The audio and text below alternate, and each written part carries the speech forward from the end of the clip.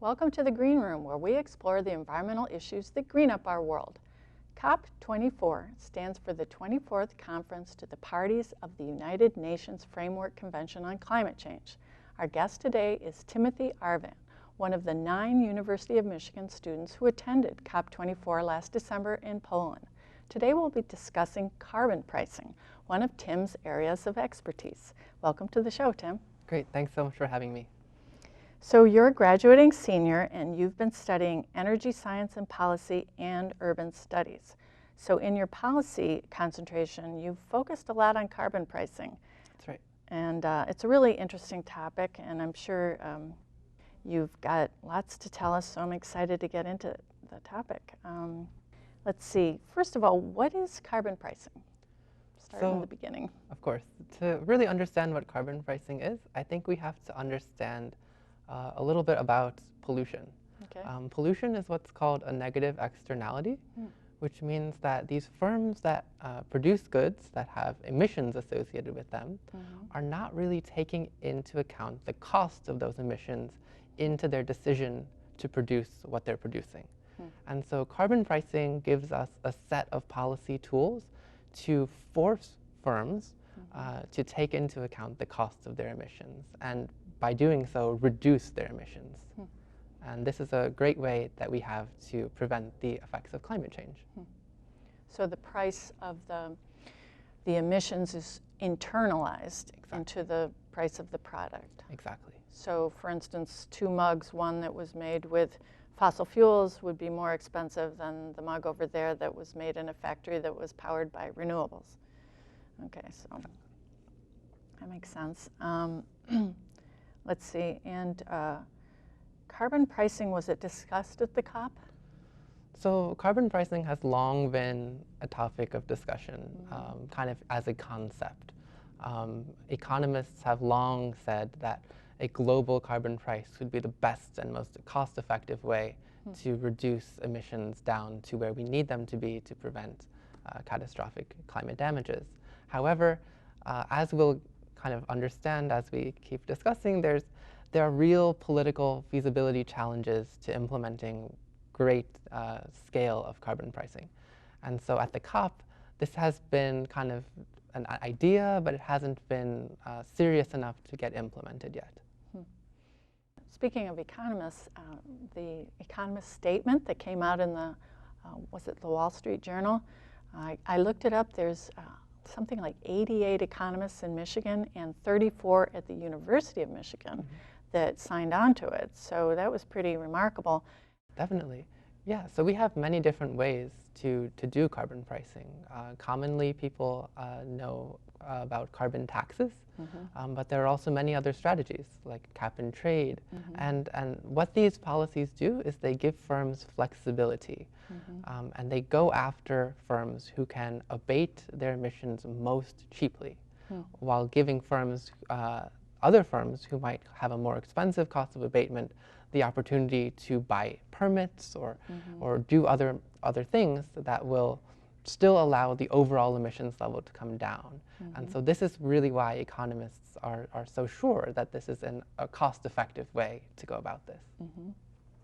That statement, they were supporting not cap and trade, but this carbon fee and dividend program. What are dividends?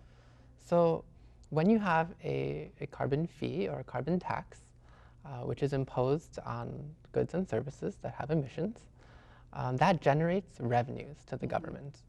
And so dividends— A lot of revenue, right? A lot of revenues to the government, especially now when we're still so dependent on fossil fuels. So dividends are a very creative strategy that policymakers have come up with for how to use those revenues. And specifically, those revenues are distributed back to the people, which seems like a really creative way for people to see a tangible benefit for themselves from a carbon pricing policy. So they call that revenue neutral, right? That's right. So it means that the government itself is not really making money on the carbon price. It all gets distributed back to citizens. This has been really helpful in supporting low-income and middle-income families who actually stand to gain substantially from these dividends. So that the Paris riots, the yellow vest, I mean, the difference there was, right, they didn't have dividends. That's exactly right. Yeah. And we see that when we increase gas taxes or what have you, that really does increase the price of gasoline or consumer goods that people depend on. And so in the case of the yellow vests, people really were angry that this policy was not helping them. It can be a really clever way to increase public support for a carbon policy. I think of the Alaskan dividend, where they get money from the oil revenues, and they just love that there. I guess if you try to mess with that, you don't get reelected, as I guess the last governor didn't. That's right. The same is true in British Columbia, which is one of the longest standing carbon prices that has been instituted more than a decade ago and has survived political administrations on both sides of the aisle. And the citizens there, they just really love their dividends. And there's been debate about whether the carbon price is high enough. But the point is, at the end of the day, they have a carbon price, and people are really happy with it. And then one of the criticisms that people might appear to have about dividends is that, well, with all of this extra money that they're getting back, aren't they simply just going to buy more fossil fuel goods? Aren't we complicit in this process of supporting the industry by receiving these dividends? And the answer to that lies in this idea of relative prices, which is that when we institute a carbon fee, that the price of those fossil fuel intensive goods becomes higher than relatively clean alternatives. And so people not only have more money to spend, but they have more money to spend on better products that are better for the environment. That would be really helpful, because I spend a lot of time when I'm shopping trying to figure out what's best for the environment. And if it was just the cheaper thing, then I'd know, okay, that's what I'll pick. Exactly. And everybody loves a good deal, so. Exactly. Seems like even if you're not, you know, a big environmental buyer, you would go for the cheaper deal. Of course. So sounds like it might work that way, but it's an uphill battle because of the word tax, right? And a lot of people say we shouldn't use that word when we're talking about dividends, because you know, you're getting it back, so really it's not a tax, but still. Of course, yeah. We have a culture that is very averse to the idea of taxation.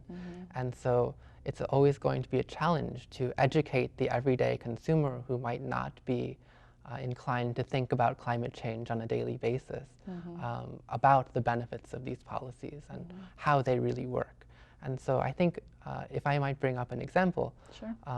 Washington State had a series, actually 2 major ballot proposals in 2016 and 2018 about instituting a carbon tax. The first was called a tax, and it was supported by a wide range of economists. That it was a revenue neutral policy that would have given the people dividends. It would have been progressive. But the voting base didn't know about what they stood to gain from this policy, and it failed to achieve the level of support that it needed to pass. And by progressive, you mean that it helps lower income households, right? Exactly. And I've heard that not only British Columbia, but the entire nation of Canada is going with carbon pricing, right? That's exactly right. There is a pan-Canadian framework on carbon pricing. However, one thing I would say is that as we try to increase the scale of these carbon pricing policies, we run into more and more challenges politically. And this is another of the reasons why that we really don't see this dialogue happening at the COP, at the international level. Countries themselves, even the US at the federal level, we haven't really started to have this kind of dialogue. And so it will be really interesting in Canada to see if we might have a case study of the scaling up of one of these policies. Because each of the provinces is allowed to do whatever they want to reach, they need to price carbon, but they can do it in all different ways. Right. I guess 4 of the provinces are doing fee and dividend. So let's talk about the bill in the US Congress. that is fee and dividend. It's called the Energy Innovation and Carbon Dividend Act. So can you tell us about that? Sure. So this is a proposal to institute a revenue-neutral carbon tax that would give dividends, as you say. It has a bipartisan appeal because conservatives are happy about reducing emissions in this cost-effective manner. Liberals see that low-income families are benefiting. However, it's not the only proposal out there. There are multiple components, multiple coalitions that are forming over various iterations of this proposal. But by and large, many of these ideas are the same. And we see kind of various iterations, various implementations of the same kind of theme. Clearly, this is a good idea, and so I hope the best for this policy in Congress. I guess there's another one that a group of conservatives has proposed. It's not introduced yet. They're called the Climate Leadership Council. That's right. One distinction that exists with their proposal is that they combine this revenue-neutral dividend framework with the idea that they're going to roll back more traditional command and control environmental policies, such as the Obama administration's Clean Power Plan. They see the carbon price as kind of a replacement for more expensive top-down measures of regulation. And this has raised concerns in that carbon pricing doesn't have the greatest 100% effective track record. And so to give up some of the hard-won top-down regulation seems like a steep price to pay. Well, I do know that the Energy Innovation and Carbon Dividend Act that's in Congress, that would still allow like CAFE standards, you know, the mileage standards, and you know, all kinds of things like, you know, laws about water pollution and building codes and any number of other regulations. And you were mentioning that the University of Michigan is even exploring carbon pricing on campus? This is true. So it's amazing. Earlier this year, the President Mark Schlissel has announced the formation of this President's Commission on Carbon Neutrality. He has been really pressured heavily by student groups and campus stakeholders to unveil this mission, and has kind of enlisted the help of all of these local experts who are going to be looking at various strategies to really significantly reduce the university's carbon footprint. And this might entail a carbon price or another similar policy. It'd be nice to have something that's like everybody's doing. Okay, well, I think we've pretty much talked about. Is there anything else that I didn't get to? One thing I might add is that there are multiple models of effective carbon prices that have worked beyond the dividend scheme. One such example is to have those revenues be invested in renewable energy technology.